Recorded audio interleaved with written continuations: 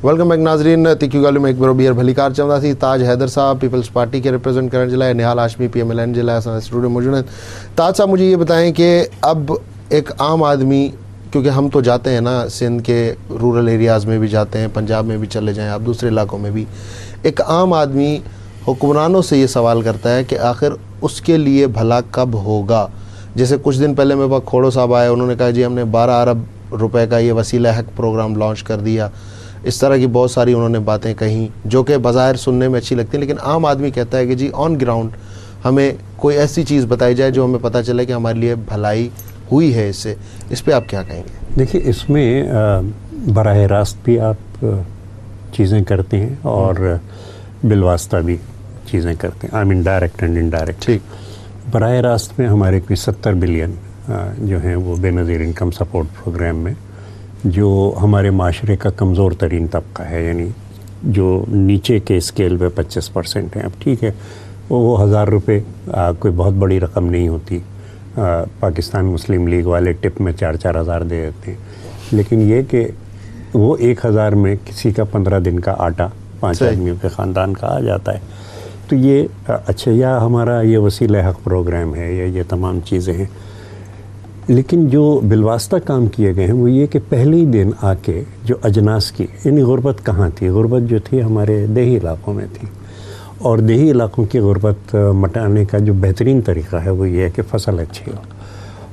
हमने जो अजनास की कीमतें मुकर्रर की, और फिर दूसरा ये किया कि कोई 40% फ़सल हर जिन्स की वो हुकूमत ने ख़ुद ख़रीदनी शुरू की, ताकि उससे प्राइसेस जो हैं वो स्टेबलाइज़ करें। शुरू में जी हाँ उसकी कीमत बढ़ी, और अब वो 3 साल से वो स्टेबल है। चावल भी, गेहूँ भी, कपा पुट्टी भी, हर चीज़ जो है वो स्टेबल है। लेकिन ये पैसा जो है ये उधर जा रहा है। और ज़राई शोबे की तवानाई का आप इससे अंदाज़ा करें कि 2010 के अंदर कोई 30% हमारी कॉटन चली गई, हमारा चावल जो था वो कोई 16% चला गया। इस दफ़ा भी यही हुआ, लेकिन उसके बावजूद हमारे पास न सिर्फ एक्सपोर्टेबल है और बल्कि हमारे पास स्टॉक्स में है। वो जो एक गेहूँ इंपोर्ट होता था, वो जो कपास इंपोर्ट होती थी, ये तमाम चीज़ें वो सब ख़त्म होकर इस वक्त हम एक्सपोर्ट कर रहे हैं। तो जाहिर है कि ये जो एक 400-500 बिलियन हर साल का देही इलाके की तरफ के जहाँ सबसे ज़्यादा गुर्बत थी वो दिया गया है।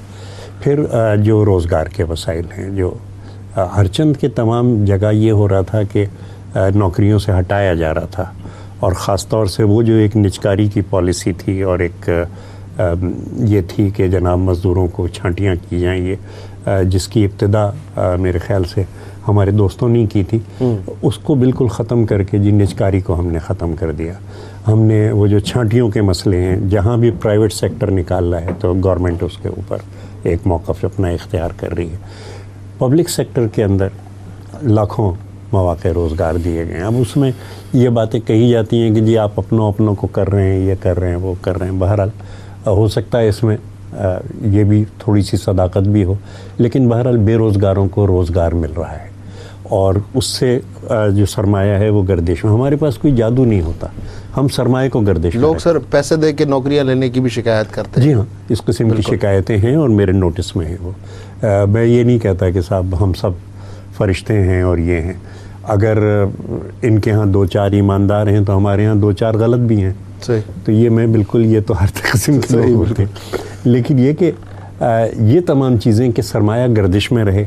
वो 1000 रुपये आप किसी को जो देते हैं BISP प्रोग्राम के अंदर, वो घर में लेके नहीं बैठता, वो किसी दुकान पे जाता है, तो वो दुकान चलती है। वो दुकान चलती है तो पीछे जो प्रोड्यूसर है वो उसकी प्रोडक्शन जो है बढ़ती। तो ये तरीक़ा हमारा है कि हम सरमाए को गर्दिश में रखते हैं, और जब भी सरमाया गर्दिश में आता है तो हुकूमत का रेवेन्यू बढ़ता है। ठीक। और रेवेन्यू के अंदर जो आप इजाफा देख रहे हैं, हर चंद के बहुत बड़े लीकेजेस हैं, जो कॉरपोरेट सेक्टर के ख़ास तौर से लीकेजेस हैं। उसके बावजूद जो आप इजाफा देख रहे हैं रेवेन्यू में, वो सिर्फ इस वजह से है कि हमने सरमाए को गर्दिश में रखा है। इन पॉलिसियों का अगर तसलसल हो अगले 5 साल के लिए तो इसके बहुत अच्छे रिजल्ट आपके साथ। निहाल साहब, वैसे एक सवाल ये उठता है कि हमने आज तक जितनी भी पार्टियां देखी हैं, आप दोनों हजरात मेरी इस बात से इत्तफाक करें या ना करें, लेकिन ایک عام فہم آدمی کی یہ سوچ ہے کہ جی منشور دیا جاتا ہے, پالیسی نہیں دی جاتی, یا اس پالیسی کو امپلیمنٹ کرنے کے طریقے نہیں بتائے جاتے. الیکشن سے پہلے ہی, الیکشن کے دنوں میں منشور دیا جاتا ہے کہ جی یہ کریں, جیسے پیپلز پارٹی کا روٹی کپڑا اور مکان, اسی طرح آپ کا بھی اسی قسم کا ملتا جلتا منشور ہے. لیکن دنیا میں مہذب جمہوریتوں میں یہ ہوتا ہے کہ جی جو بھی پارٹی الیکشن میں کنٹیسٹ کرنے آتی ہے وہ پالیسی دیتی ہے, اس کی امپلیمنٹیشن کے طریقہ کار بتاتی ہے, ٹائم فریم دیتی ہے.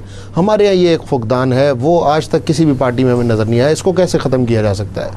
شوکت بھائی, دو چیزیں. ایک تو جمہوری جو حکومتیں ہیں ان کو بہت کم چلنے کو موقع دیا گیا. دوسرا, جن جمہوری حکومتوں کو موقع مل گیا چلنے کی, انہوں نے کہا لوٹ سیل لگ گیا, لاٹری ہے, ملک کے جیب کو بھرو نہ بھرے, اپنے جیب کو بھر لو, اگلے بار کے الیکشن کا خرچہ نکال لو.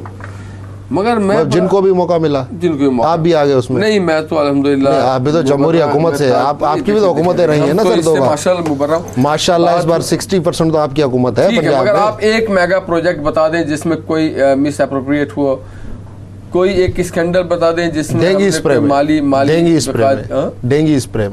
ڈینگی اسپرے اب یہ ہارٹ کی طرح اس کے بارے میں بھی کہا جا رہا ہے کہ اسلام آباد کے جو لوگوں نے, جو دوستوں نے, جو داخلہ اور خارجہ کے وزارتوں پہ اور وزارت کے بڑے ایوانوں میں سری لنکن ڈاکٹر نے کہا کہ ان کو دھمکی دی جا رہی ہے کہ آپ لوگ پاکستان چھوڑ دیں ورنہ آپ کو نقصان ہو جائے گا. اب آپ سوچیں, میں تو اس گورنمنٹ کی کمزور پالیسیوں کی وجہ سے آج پورے دنیا میں ایک شرمندگی کا مقام ہو رہا ہے کہ جو لوگوں کو پکڑا تھا ATC کورٹ نے, ہائی کورٹ نے چھوڑا, ملٹری کورٹ اڈیالہ جیل سے لے کے جاتی اور 4 حافظ قرآن کی لاش مل جاتی. ہم کسی کو ڈیفینڈ نہیں کرنے بیٹھے, مگر ایک بات آپ مجھے بتائیے, یہ اختیار کس نے دیا کہ آپ حافظ قرآن کو قتل کر دیں, شہید کر دیں؟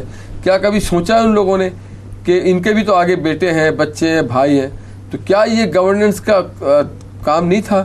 کیا یہ جو روزانہ قتل و غارت گیری پالیسی سے ریلیٹڈ تھا؟ یہ دیکھیں جی, پاکستان کراچی میں روزانہ ٹارگٹ کلنگ, وکلا, ابھی ہمارے 3 ساتھی قتل کر دیے گئے.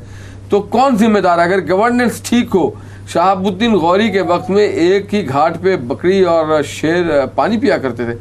اگر اوپر والے کا طور طریقہ ہو ٹھیک, اس کے بچوں کا طور طریقہ ٹھیک ہو, تو میں نہیں سمجھتا ہوں کہ نیچے, میں کہتا ہوں 1 سال ایمانداری سے اگر یہ وزارت کریں گے, اب اگلا 5 سال کون دے گا ان کو؟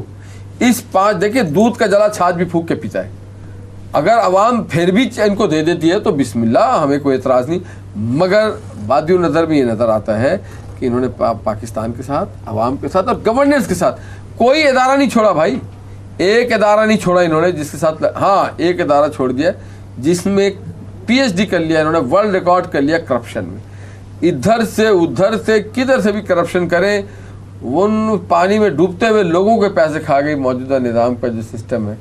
تو ہم کیا بول سکتے ہیں؟ ہمارے بچے ٹاٹ پہ بیٹھ کے پڑھائی کرتے ہیں, آپ دیکھیں کہ اچھا پھر پیسہ ہمارے جیب پہ ڈاکہ مارتے ہیں. یہ حکومت پاکستان بیئر نہیں کرتی ہے, اور ہمیں دیکھیں ٹیکس لیویز ہم پہ کتنا لگایا جاتا ہے.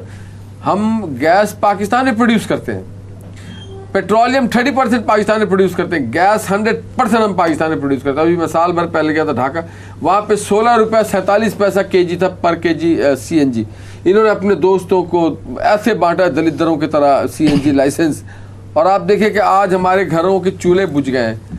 تو یہ چند کک بیک اپنے ایک بوٹی کے چکر میں, تو کوئی میرے خیال سے ایک بوٹی کے چکر میں قوم کے بکرے کو ذبح کر دیا انہوں نے. ایک بوٹی کے چکر میں قوم کے بکرے کو ذبح کر دیا. میں کہتا ہوں کیمپ لگانا چاہیے تھا ہمارے وزیر اعظم کو اور پورے کیبنٹ کے لوگوں کو, مگر وہ اس لوٹی ہوئی دولت کو حفاظت کرنے کے لیے بیٹھے ہوئے ہیں.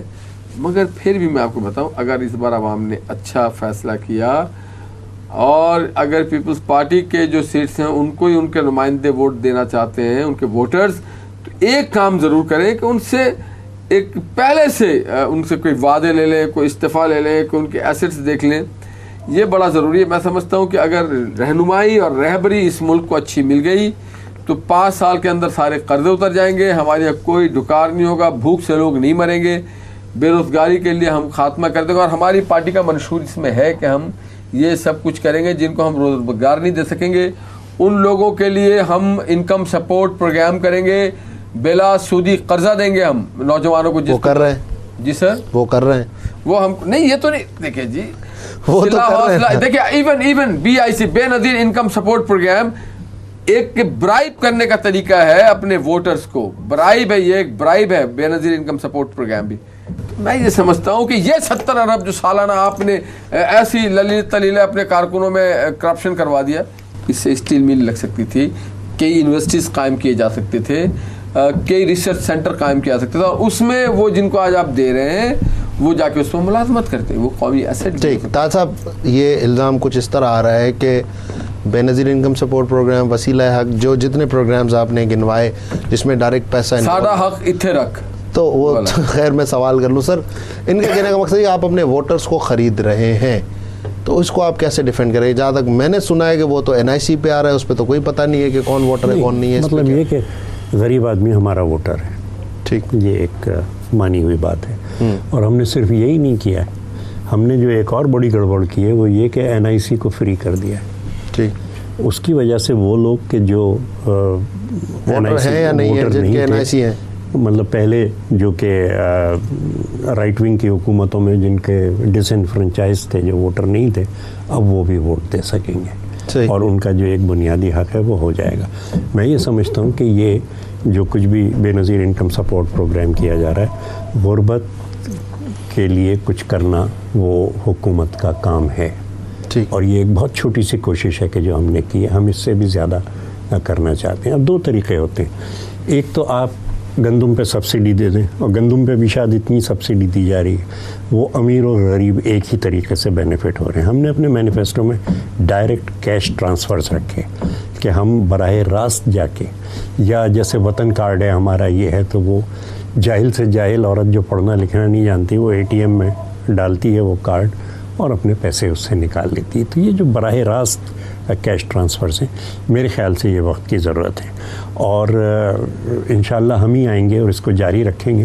لیکن اگر ہم نہیں بھی آئے تو بھی کسی بھی آئندہ گورنمنٹ کو ان کو روکنا پروگراموں کو, میں سمجھتا ہوں کافی دشوار ہوگا. ٹھیک سر, وہ تو یہ کہہ رہے ہیں کہ یہ پروگرامز تو ہم نے دے دیے اور NIC پہ دے رہے ہیں, کیونکہ میں نے اس لیے وہ بتا دیا کیونکہ مجھے پتہ ہے. کہا نا سادہ حق اتھے رکھ, جعلی NIC بھی انہوں نے بنوائے ہوئے ہیں, جعلی وطن کارڈ بھی بنائے ہوئے ہیں. 19 لاکھ کیسز پکڑے گئے ہیں بے نظیر انکم سپورٹ پروگرام. 19 لاکھ. میں تو ووٹر نہیں ہوں نا, دیکھیے جی, میں تو ووٹر نہیں ہوں نا, لیکن میرے ڈسٹرکٹ کا جہاں سے میرا NIC بنا ہوا ہے 70 ارب روپے وہ میں نے نہیں اٹھایا وطن کارڈ, لیکن میرا بھی وطن کارڈ آیا ہے فلڈ افیکٹڈ. 70 میں ان کو سپورٹ نہیں کر رہا ہوں, لیکن میں ایک جینوئن بات جو عوام کو پتہ چلنی چاہیے. اس سے زیادہ بہتر استعمال ہو سکتا تھا اس کا. غریبوں کے علاقے میں ان کے سڑک, اسکول, درسگاہیں بنائی جا سکتی تھی, ہسپتال بنائی جا سکتی تھی, کارخانے, ایگریکلچر کو نیا ڈیولپ کیا جا سکتا تھا, اس میں نئے ریسرچ کے سسٹم لگائے جا سکتے تھے. ایسا نہیں کیا. دیکھیے یہ اس میں کہ آپ کس کو سپورٹ دے رہے ہیں. آپ 1 سال میں 50 بلین امیروں کے لون معاف کر دیتے ہیں. ہم تو نہیں کرتے, آپ لوگ. یہ پورا ریکارڈ رکھا ہوا ہے اسٹیٹ بینک میں. ہم نے تو کبھی نہیں معاف کروایا سر, نہ ہم نے معاف کروایا. آپ نے نہیں کروائے, ہم نے بھی نہیں کروائے, لیکن یہ کہ امیروں کے لون معاف ہوئے ان کے دورے. اب میں سمجھتا ہوں کہ یہ بھی سبسڈی, میں تاج بھائی کی اس بات سے ایگری کروں گا کہ امیر لوگوں کے ساتھ آپ ضرور کریں, اور اب وقت آ گیا ہے کہ 18 کروڑ لوگوں کو بھی کچھ نہ کچھ ملنا چاہیے. مگر میں بڑا پر امید ہوں, ایگریکلچر ملک ہے, سیاسی کارکن بڑے بیدار ہیں, میڈیا بڑا پرو ایکٹیو ہے, لوگ اب انالائز کرتے ہیں. خدارا ذات پہ, زبان پہ, پیر پہ, شیخ پہ, سید کے نام پہ اب ووٹ نہ ہو, ووٹ کام کی بنیاد پہ نہیں. وہ تو ظاہر ہے کہ ایک نظریاتی پارٹی ہے. ٹھیک, یہ نہیں ہے کہ ہم نے مقامی جو بااثر افراد ہیں ان کو جمع کر لیا اور پارٹی بنا لی, جنہیں الیکٹیبلز کہا جاتا ہے, بلکہ ایک نظریاتی بنیاد ہے. اور میں اکیلا نظریاتی نہیں ہوں, لاکھوں میرے جیسے نیچے کی بالکل جو جڑ ہے وہاں تک چھوٹے چھوٹے گوٹ کے اندر وہ لوگ بیٹھے ہوئے ہیں, اور پارٹی اپنے نظریے اور اپنے تنظیم سے کھڑی ہوتی. مجھے جو دائیں بازو سے کہنا ہے وہ یہ کہ آپ اپنی تنظیم بنائیں, پہلے تو اپنا ایک نظریہ رکھیں, اور آپ اپنی تنظیم بنائیں. جہاں ووٹر ہے, دیہی علاقہ, کچی آبادی, وہاں پہ تنظیم ہی نظر نہیں آتی, وہاں کارکن ہی نظر نہیں. اشارہ ہو گیا. لاسٹ کمنٹ آپ سے لینا چاہوں گا سر, کیا آپ کو لگتا نہیں ہے کہ اس طرح تنقید کرنے سے بہتر ہے کہ ہمارے حکمران, ہماری اپوزیشن کو مل بیٹھ کر کوئی راہ نکالنی چاہیے, کوئی ایسے جو ہے وہ کیا کہتے ہیں تجاویز دینی چاہیے جس سے قوم کا بھلا ہو. آپ آ جائیں, وہ آ جائیں, یہ کرسی کی جنگ میں آپ لوگ کب تک چلتے ہیں؟ شوکت بھائی, میثاق جمہوریت ہو, یا 10 پوائنٹ ایجنڈا ہو, یا سیلاب کی بات ہو, یا زلزلہ کی بات ہو, یا کوئی بھی پاکستان کے غریب عوام کے لیے تعمیری بات ہوگی, کوئی بھی کرے گا, میری پارٹی اس کے ساتھ کھڑی ہوگی, اس کے अगवानी में खड़ी होगी, वो अगवान बन जाए, हम उसके कारकुन बन जाएंगे। हम चाहते हैं कि ये मुल्क दुनिया में इज्जतदार मुल्क कहलाए, करप्ट मुल्क ना कहलाए, इनकॉम्पिटेंट मुल्क ना कहलाए। हम चाहते हैं कि हम भी जब बाहर जाएं तो लोग हमें इज्जत से और रश्क से देखें। ताज साहब आप बस यही है कि फिर उसके लिए यही है कि ये बगैर बात के मेमो गेट वगैरह में सुप्रीम कोर्ट में जाने के बजाय हम साथ मिल के बैठें और एक ईमानदाराना इंतखाबात, जमहूरियत की मजबूती के लिए ईमानदाराना इंतखाबात ज़रूरी हैं। ठीक। और हम और वो ये साथ बैठ के वो तरीक़ेकार इख्तियार करें कि जिससे ईमानदाराना इंतखाब हों। और ये जो है पत्थर मारना और ये करना, ये बारिश चलता रहता है, बारिश संगी हम नहीं करते। हमने अपनी मुस्बत बातें बताई हैं, इनकी मनफी बातें सबको पहले ही मालूम है, तो हमें कहनी चाहिए। चले, बहुत शुक्रिया निहाल हाशमी साहब, बहुत शुक्रिया ताज हैदर साहब। नाज़रीन, तामिनी सीनियर अगवानन के बुढ़ो असांजी दुआ इहा आहे त मुल्क जा जेके बि सियासतदान आहिनि उहे जेकॾहिं वाकई सिंसियरिटी सां गॾिजी वेही सभिनी मामलनि खे हल करणु चाहींदा त यकीनन हिन मुल्क जे माण्हुनि में उहो पोटेंशियल आहे जो हिन मुल्क जा मसला न सिर्फ़ु ख़तमु थी सघंदा पर हीउ मुल्क तमामु घणो अॻिते वधी सघे थो। तिखियूं ॻाल्हियूं में एतिरो ई शौक़ ज़दारी खे ॾींदा इजाज़त। अला भाई।